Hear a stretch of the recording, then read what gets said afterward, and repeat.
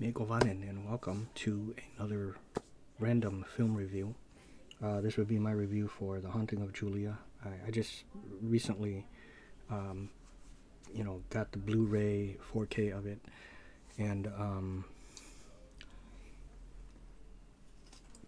yeah, it's empty. And then I watched it the other night, and I saw pretty much all of the special features. The thing I did not see was the commentary. So, well, it's more like listening to, but it plays along with the music, with the movie. Um, so, okay, so here it is. I'll take it out of the slip cover. I did not show that when, I did the opening of it. All right. Okay, here we go. Okay, so here we are. Okay, so The Haunting of Julia, also known as Full Circle, but I've always known it as being titled The Haunting of Julia. It wasn't until, I don't know, maybe like 2008 or something when I discovered it was also called Full Circle. I guess in the UK it was called Full Circle, and it's based off the book called Julia. It stars Mia Farrow, Keira DeLay, Tom Conti, and Samantha something, who was the little girl who played. Let me see. Hold on. Her name is. Oh, come on. Samantha Gates. Samantha Gates. Okay, she played. Olivia, which is the girl on the cover right here, and it's directed by Longcrane. What did it say? Richard Longcrane. So, I don't know what else he directed other than this. This takes place, of course, I forgot to mention, it's, in the UK, and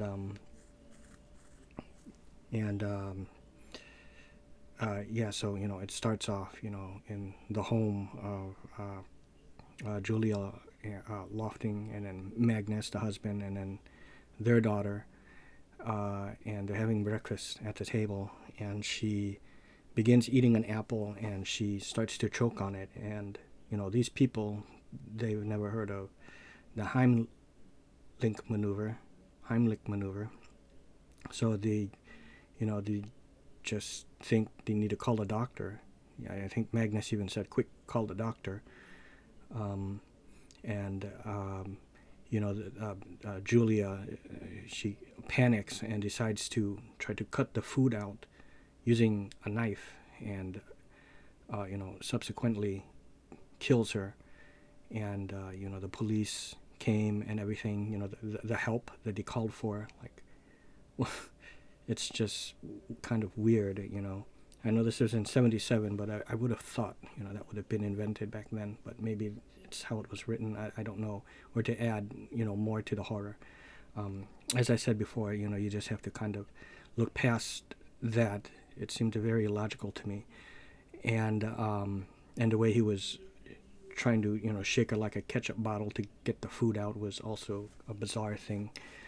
So they end up separating, and she actually buys this big house somewhere outside the city, and the husband Magnus is trying to, I guess, keep her in the mental hospital, to keep her committed, but she wants to get away from that and get away from him, and she wants to, I guess, kind of start her new life. Along the way there, she befriends Tom Conti's character, and he kind of helps her mentally a bit, and helps her decorate the new house. Then later she discovers, of course, that there's an entity in there in the house, the spirit of a little girl. At first, she thought it was her daughter. There's a part where she takes a beautiful stroll through this park, and it's beautifully shot. I thought, it's kind of like this this long paved way through the park, and she's coming toward the camera, and you got that beautiful music by Colin Towns playing. I can't imitate it, but it's a really nice melody. I like it. I like the whole soundtrack, in fact. But trees to the left and right of her, and she's coming through the park, and she keeps passing by this school. Maybe because maybe it was a school her daughter went to. I don't know, or she just wants to see the kids because it reminds her of her daughter. Something interesting about this ghost is she is not limited, or rather confined, to just the house. She can actually traverse other places. Typically, this ghost supposed to be bound to a place where they died, but this one can move. Now I don't know if maybe it attaches itself to her somehow, but she sees the ghost there. The first time, like a glimpse of her as the kids are running past. She's like kind of like by the side of the school, and then just vanishes. Next time she sees her, she's cutting into the turtle, the neck of the turtle, and goes up to it and picks up the turtle. But I think I have a new way of looking at that scene now, which I will not say just because I don't want to spoil anything. But I have an idea now after seeing it again, and I didn't realize this until after seeing it yesterday. But and then the boy, he screams, and the mom runs out and goes, "Oi!" He goes, "What you going and do a thing like that for? Did she touch you, Jamie? What are you, some kind of nutter? Go on, piss off, piss off, piss off before I get the law on you." So this is how you can tell, of course. It's British people. The last time I heard the word nutter was from the game Fable, the Fable series, Fable 1, Fable 2, you nutter! So, it's a British thing. It means like you're crazy, you're mad. So anyways, so she takes off. And, like I said, throughout the whole thing, she's like seeing, not really seeing, but getting, she's feeling the presence of the ghost, and she does some more research into the house and everything, and the history of the ghost. And I won't spoil anything else about it, but you just you have to see it to get the rest of it. And it's great. Like I said, it's more of like a drama and like a mystery, puzzle solving and stuff, which I love. And I love it when characters go into research mode. Researching the houses, and it has a seance in here. And as I said before, this has the same kind of similar feel to another film called The Changeling, starring George C. Scott. Now, for me, I'll say one film has a satisfactory ending, and the other film not very satisfactory, at least to me. Okay, and both movies have a seance scene. But this is a classically told, ghost story. I do highly recommend it. There is about a total of a little over an hour. I'll say like maybe an hour and 5 minutes, between like an hour and 5 minutes, hour and 10 minutes worth of special features. They're broken up into, I believe, 4 parts, with the big one being, where is it? It's about 25 minutes. A haunting retrospective. Critic Kim Newman, which is a man, by the way, on an underrated ghost story. That one is about 25 minutes, 26 minutes. The other ones were like, one was about, I think 15 minutes. The other one was about, more like 16 minutes, 17 minutes. And the other one was about like 11 or 12 minutes, something like that. So it does all add up to be a little over an hour, And then, of course, we have the commentary with Richard Longcrane and someone else. Oh, and film historian Arthur Simon Fitzjohn. And I think that was the guy that took us on the tour of some of the sites, for one of the features. Some of the sites that were in this movie. It takes us almost like a shot-for-shot kind of, thing, going over how you see a clip of how it used to look and how it looks now. So I thought that was very cool to check out. I really love this film. One of my absolute favorite horror ghost stories.